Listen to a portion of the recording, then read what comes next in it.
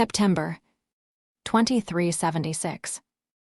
Paul McKinley Sr. scratched the head of his German shepherd Richard, while his nephews and niece snored in the back of the van he was driving. 34 years old, Paul was making his living as a bomb disposal expert in the British Royal Army. The job had cost him his right arm, but he still loved it. The Army had paid for several top-of-the-line prosthetics, so he was still active duty. Just not now. He had asked for 2 days off so that he could attend his brother Remus' wedding. The good news was that he had gotten those 2 days. The bad news was this had made his superiors notice his use of vacation days, or more importantly, his lack of taking days off.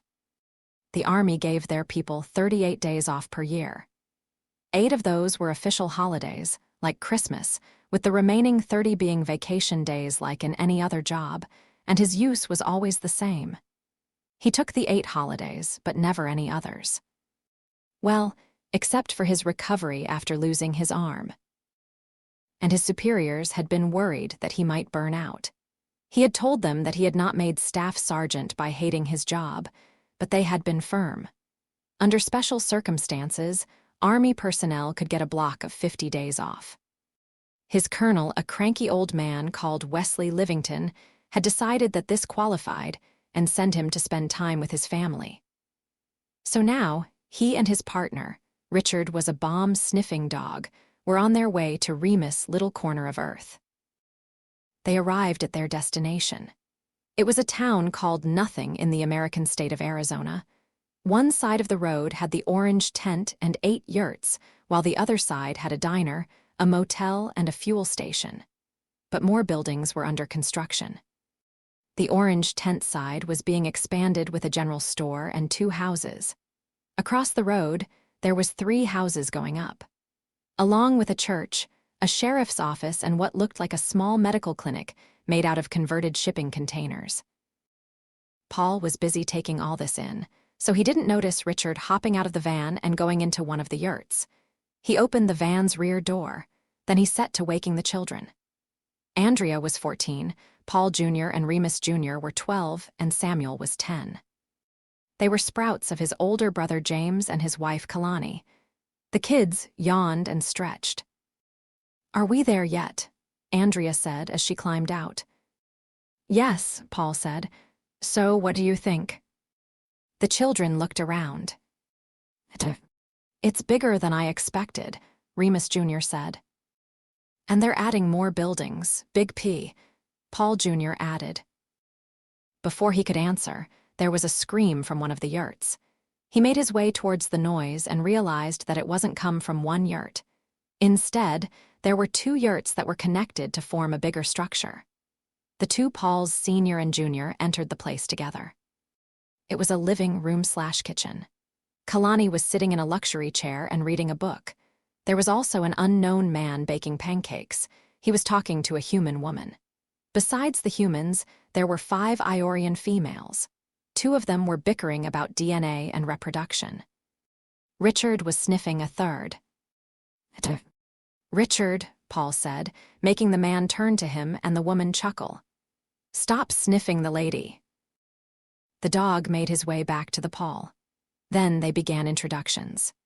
The lady who had been sniffed was called April, the woman was called Lynn, and the pancake maker was also called Richard. Hence the chuckle. The rest of the Iorian ladies were called Clara, Victoria, Miri, and Erica. They were the daughters of Quinn, the Iorian woman Remus had married. A 6th daughter. Mary wasn't in the living room. She and Rick's son Daniel had gotten married together with Remus and Quinn. At the moment, they were enjoying some private time. "So, where are we all going to life?" Remus Jr. asked. "Because there's not enough space for all of us in these yurts." "Fair question," Rick said while scratching behind Richard's ears. They were sitting in the living room, drinking hot chocolate milk with whipped cream. "Well, you've seen the houses they're building," Remus nodded. "The ones on the other side of the road won't be done for a while, but the 2 on this side are almost done. One is for Daniel and Mary, so one of the yurts should be empty soon. The other is for Remus and Quinn." Rick sipped his hot chocolate. so Uncle Paul will soon be moving into the orange tent. In the meantime, we have rooms in the motel. Who are the other houses for? Andrea asked. One is for me and Lynn, one is for Father O'Reilly, the priest who will be in the church. And the last one, the big one, is for you and your family. We're even making a landing pad in the backyard of your house so that people from the fleet can come visit. Cool, so we might get visited by aliens? Why would we need to be visited by aliens? Samuel said. We have aliens living right here, 7 of them, and who knows how many more will move here if the town begins to grow. Paul smiled as the children begun to bicker about the possibilities of the future. Where would they got to school? When would their father James join them? The list of questions went on and on. Maybe, just maybe, spending his leave days in nothing, Arizona would not be so bad after all. 2 days later, Remus and Quinn's house was finished, so today was moving day. Remus and Quinn were moving into the new house, while Paul was putting his stuff into the orange tent. He was unpacking a box of books when Remus entered. His green eyes were full of mischief, and his blonde hair was still in the buzz cut. It had been in during the wedding. Enjoying the tent. Don't tell Lynn, but it's better than the motel rooms. How's the work on Daniel and Mary's house going? 3 more days, and we'll have another moving day. Rick says the electrical wiring is throwing fits about something. He thinks he can track down the cause in a day or 2. Remus gestured towards a desk that sat in one corner of the tent. On that desk was a monitor and a keyboard, which was connected to an ancient computer. Met Ethel yet? Nope, haven't gotten around to turning the computer on yet. Ethel was the computer's AI program. Why didn't you take it with you to the new house? Because I'm worried that she might not survive the move. The computer is almost 100 years old. Good point, Paul said. Remus nodded and left. Paul decided to take a break and tour the tent. At the moment, he was in the office, which had the tent's only window. The other walls were all bookshelves, where he was putting his collection of books and souvenirs from places he'd visited during his service. Next to the office was the bedroom, which felt much too big. Remus and Quinn had designed it for 2, but he was alone. Still, it was cozy. Both rooms connected to the entrance, which had storage for shoes and coats. There was also a ladder down to a basement. The ladder ended in the kitchen/living room. Finally, there was the bathroom. Not bad, he said with a smile. He had unpacking to do, so he climbed back up the ladder and got back to work. Turning the computer on. He had finished unpacking, so he decided to check his messages on the computer. Paul turned on the computer with his prosthetic arm, sending a slight tingle through the circuits. The default programs activated, including the computer's AI. Ethel appeared as an elderly woman. Whoever had created the computer had decided that her appearance should age with the machine, which was why she now looked like somebody's grandmother. Ah, you must be Paul, she began. So Remus has moved out, dear. Yep, he moved out and I moved in. So, what do you want to do? I need to check my messages, Paul said. I know I'm on vacation, but I don't want to lose a whole day digging through them at the end of my leave. Coming right up. She found the right program, and he logged in. Fortunately, most of the messages were just housekeeping. He answered the 1 or 2 he actually needed to, filing the rest away in the proper folders. Then he spent several hours playing a game called Going Westward. It was a first-person shooter, the survivors of a zombie apocalypse trying to travel from New York to New Orleans. He hadn't played it in years, so he had to figure out the controls again. But he made it through the prologue and the first mission. Then his stomach decided it was time for dinner. So he went to see what supplies he had and remembered he hadn't gotten around getting groceries yet. The general store wasn't finished yet, so he headed for the diner instead. Daniel was in the kitchen, while Rick was behind the counter and Quinn was serving the costumers. He found an empty booth and sat down. It was time to test the local poison. The next day, the diner's food had turned out to be surprisingly good. After dinner, he'd gone grocery shopping. Now, his kitchen was fully stocked, and exploring an American supermarket had been interesting. They were different from the British stores he was used to. He had spent the rest of the evening playing going westward, making it through 2 more missions. He had spent this morning with his nephews and nieces. Paul was feeding Richard when he heard the computer made an odd noise. He finished, then went to check on the computer. The sounds the computer were making made him frown.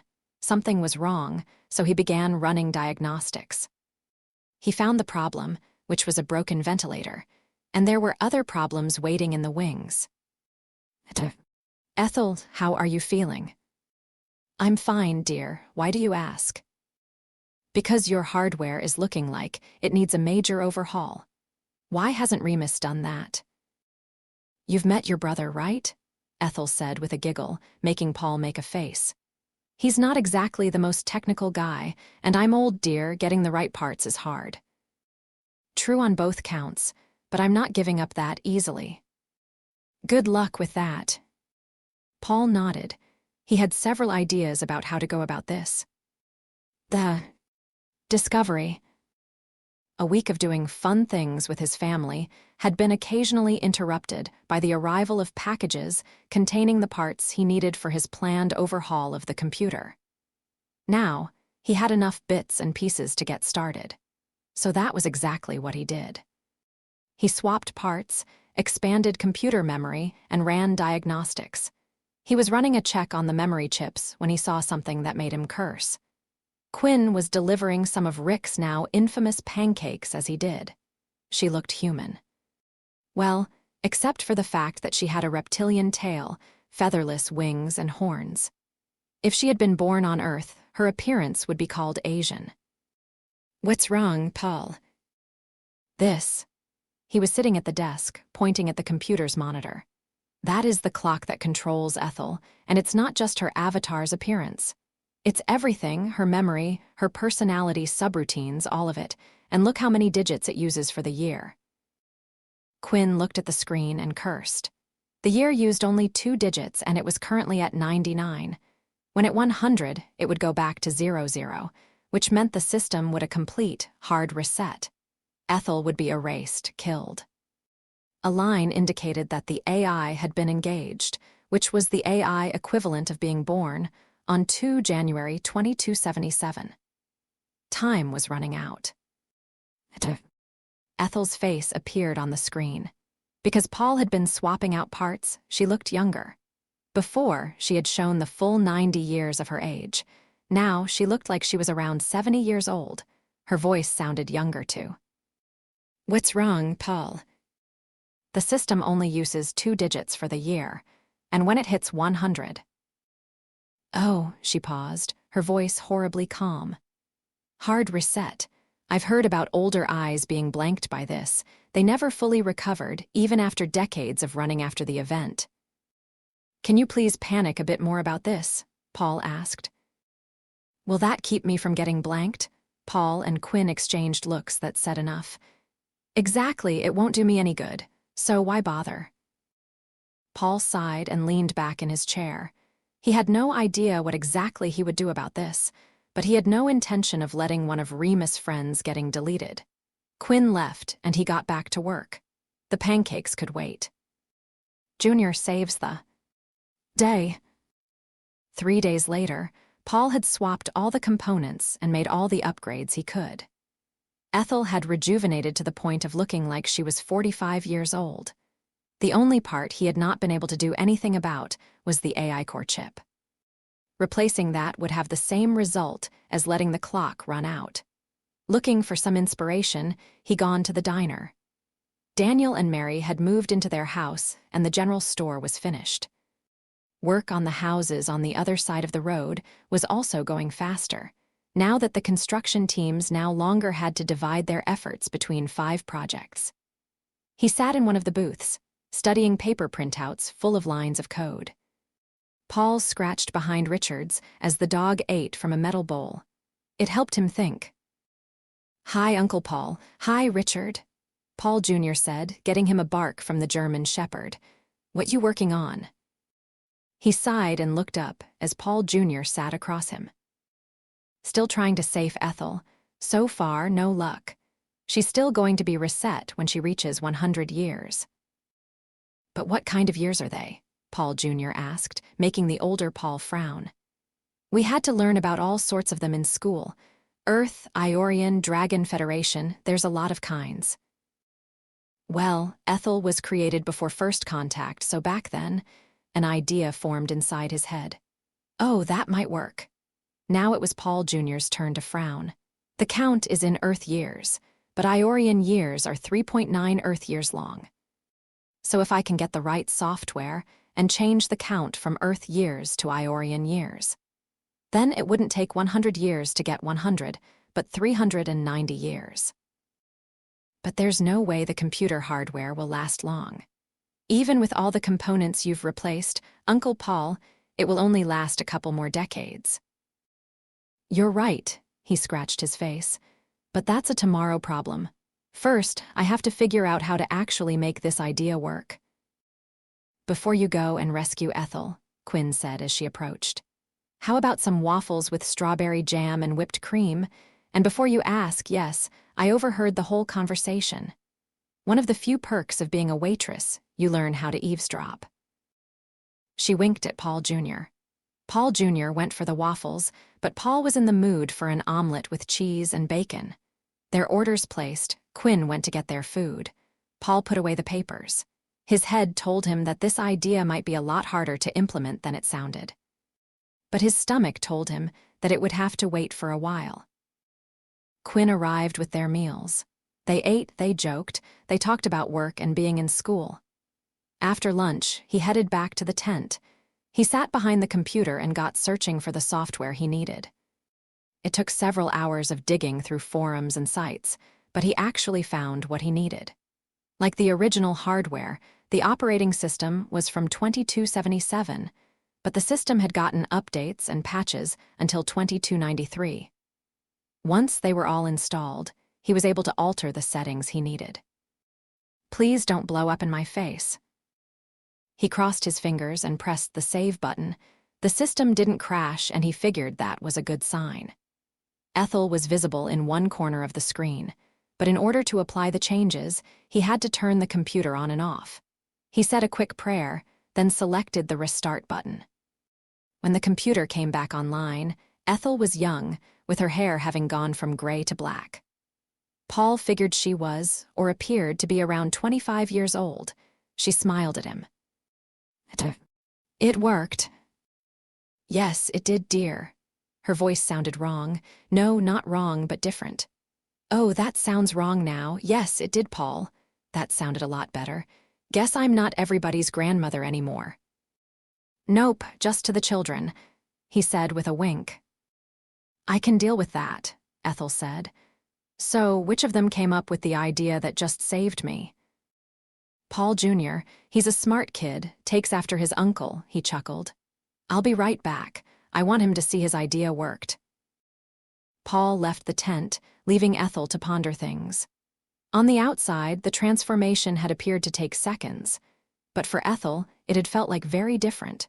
The hardware upgrades had left like organ transplants, except these had made her younger.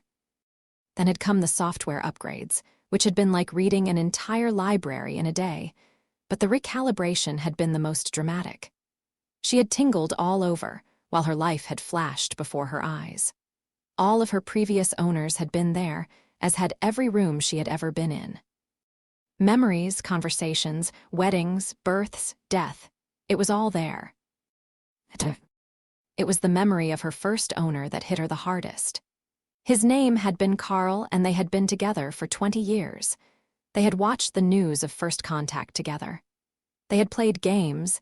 There had been days with Carl grandchildren, Carl teaching her French, and so much more. Then one day, Carl had simply not woken up. She had called the emergency services while screaming internally. It had hell seeing the Emts wheel him out of her world. Carl's granddaughter Collie been her next owner. She and Ethel had been together for 15 years. After that, her time with her owners had become short. She had become a stopgap measure for people while they looked for something better, until Remus had bought her. And now Paul had gone through all this trouble for her. It planted a seed of something in her chest. Then, Paul came back with Paul Jr. in tow, and the moment ended. Time runs out. November 2376 came faster than Paul expected. He had gotten used to life in nothing. Alas, he had to get back to work, which was why he was currently packing enough of his things to go back his posting. Paul was currently posted at the new Vauxhall Barracks. Located in Didcot, back in the United Kingdom, it was the headquarters for his unit. He had just zipped his duffel bag shut when Remus entered the office in the orange tent. When he hadn't been spending time with his nephews and niece, he'd been spending time with Remus and Quinn. He'd also been swapping emails with his brother James aboard the HMS Lexington and his sister Jennifer on Mars. "All packed?" Remus asked. "All packed," Paul said with a nod. "Which is lucky for you, because if we'd finished that chess game, you'd totally lose." They'd been playing chess in the office. The set-up 2 chairs and a small table with the board was still standing, the game frozen mid-play. Paul had playing white this game, while Remus had been playing black. Ethel had been providing running commentary during the games, having learned the game from Collie. She had installed the proper software back in 2308. "Keep dreaming." They hugged and the two of them left the tent. As he did, Ethel felt a pang of loss in her chest, and then she realized something horrible, not the horror movie kind of horrible, but the emotional kind of horrible. She was in love with Paul. It turned her computer from a home into a cage. She thought about sending him a message, telling him how she felt about him, but that was wrong. She had to tell him face to face. And even if she did, what then? She was a bunch of ones and zeros trapped inside a cage. He was a flesh and blood human. Not to mention the big question, did he feel what she felt for him? She had no idea when he would come back to nothing, so she would have to wait. To be continued.